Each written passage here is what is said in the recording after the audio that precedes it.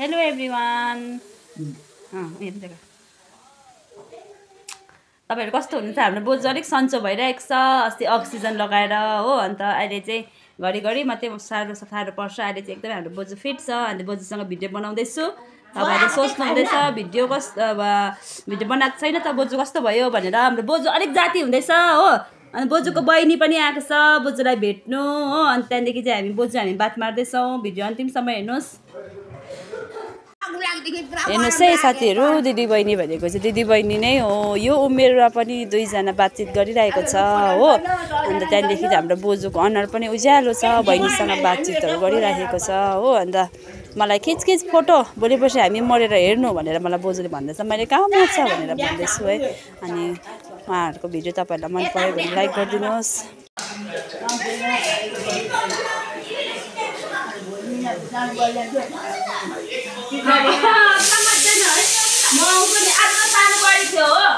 अन्त म घरमा काम गरेको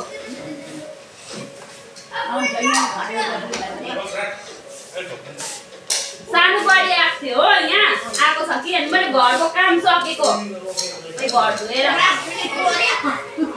बोजूको यता सुत्ने कोठा गोद्रेजको लुगा सबै मिलाइदिए हो। सालहरू स्वेटरहरू मिलाइदिए।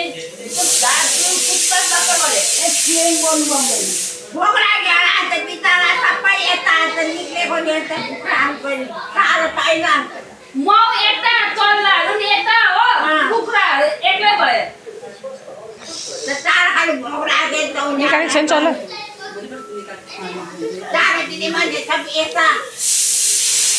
बोजू यता हो, अन्त हामी सब यता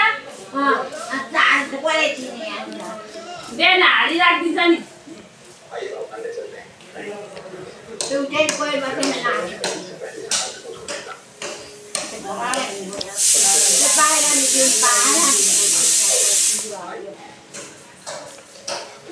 हाम्रो घर पनि जानुपर्छ भोलि एकछिन।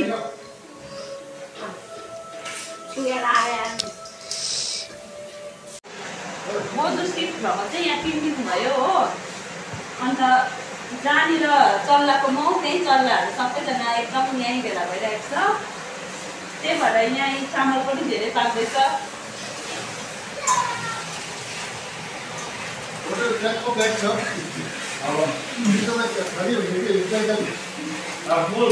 हाम्रो त सबै खानापिना यतै हुँदैछ हो। अन्त त्यहाँदेखि बाबा हुनुहुन्छ, अन्त पर सानो बुहारी पनि आएको छ, हाम्रो देवरको मिसेस। ऊ पनि त्यहाँनिर आफ्नै काम गरिरहेको छ, आमा बसिरहनु भएको छ। अन्त त्यहाँदेखि चाहिँ बोजूको बहिनी पनि आउनु भएको छ होइन। बोजू र बोजूको बहिनी चाहिँ बात मारिबस्नुहुन्छ टिभी हेर्दै। शेखरले दबाईहरू मिलाइदिँदैछ बोजूको हो। अन्त यहाँ चाहिँ हामी सबैजना मिलेर बोजूको सेवा गर्ने मौका पाइरहेको छौँ हो।